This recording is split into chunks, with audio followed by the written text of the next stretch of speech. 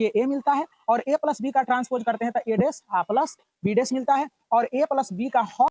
तो चलिए आइए इस 12 क्लास के बेच में आपका स्वागत है और इसमें चल रहा है आपका मैट्रिक्स।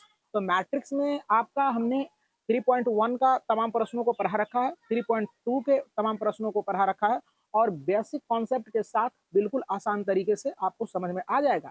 और आपका यहाँ जो है ना अब 3.3 का सवाल चलने वाला है, जिसके लिए ये तमाम थ्योरी यहाँ राइट डाउन किया गया है। और अगर आप ये कॉन्सेप्ट को समझ लेते हैं तो आपके लिए ये एक्सरसाइज बेहद ही आसान हो जाएगा।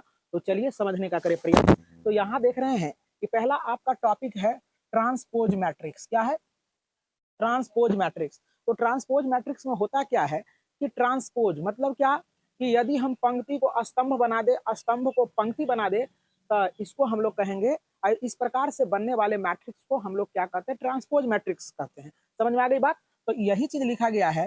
कहता है किसी मैट्रिक्स के पंक्ति को स्तंभ में या स्तंभ को पंक्ति में बदलकर लिखना ही ट्रांसपोज मैट्रिक्स कहलाता है।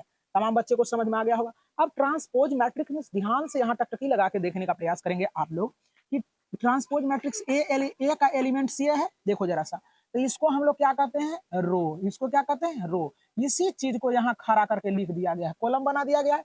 ये सोया हुआ, इसको कहते हैं चल बेटा खड़ा हो जाओ। अब ये जब ऐसे करते हैं तो यही बन जाता है आपका, क्या बन जाता है? यही आपका बन जाता है ट्रांसपोज मैट्रिक्स। और ट्रांसपोज मैट्रिक्स को हम लोग ए डैश से दर्शाते हैं और इसको ट्रांसपोज बोला जाता है।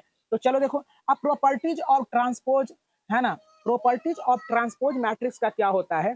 जब ए का ट्रांसपोज करते हैं तो ए मिलता है और के ए, जहां ये अचर है, कांस्टेंट है, इसका इनवर्स ट्रांसपोज करते हैं तो ट्रांसपोज करते हैं तो ए डैश बी डैश ए मिलता है। और इसी प्रकार से यहाँ क्या है? सिमेट्रिक मैट्रिक्स है। तो सिमेट्रिक्स में क्या होता है? ध्यान से समझने का प्रयास करें। पता है जिस मैट्रिक्स का है ना परिवर्त यानी ट्रांसपोज मैट्रिक्स जो है ना वही आ जाए, सेम ट्रांसपोज करेंगे, मतलब कॉलम को स्तंभ बनाएंगे, स्तंभ को कॉलम बनाएंगे, लेकिन वही चीज दिखेगा, कोई परिवर्तन नहीं होगा। तो उसको क्या कहते हैं? सिमेट्रिक्स मैट्रिक्स कहते हैं। जैसे यहाँ देखने का प्रयास करें, ए का एलिमेंट्स 1 -2 ये एलिमेंट्स है, इसको हम चेंज किए तो सेम यही चीज आ गया ना। तो इसी को कहते हैं हम लोग क्या? इसको हम लोग कहते हैं सिमेट्रिक्स मैट्रिक्स। कोई बच्चे को दिक्कत नहीं हो रहा होगा। अब एसक्यू सिमेट्रिक्स क्या होता है? तो एसक्यू सिमेट्रिक्स में होता क्या है? ध्यान से समझ, नीचे समझने का प्रयास करेंगे। एसक्यू सिमेट्रिक्स क्या बोलता है? एसक्यू सिमेट्रिक्स कहता है क्या, यदि किसी मैट्रिक्स का आप ट्रांसपोज करते हो, है ना, ट्रांसपोज मैट्रिक्स निकालते हो और ट्रांसपोज मैट्रिक्स करने के बाद मैट्रिक्स तो वही रहना चाहिए मैट्रिक्स, लेकिन वह ऋणात्मक हो जाए तो इसको हम लोग क्या कहते हैं? एसक्यू सिमेट्रिक्स मैट्रिक्स कहते हैं। जैसे देखने का प्रयास करें, इसका एलिमेंट्स देखो ये है ऋणात्मक, है ना। यहाँ से हमने जब इसको रो को हमने कॉलम में कन्वर्ट कर दिया तो यहाँ देखो, यहाँ माइनस में हो गया ना।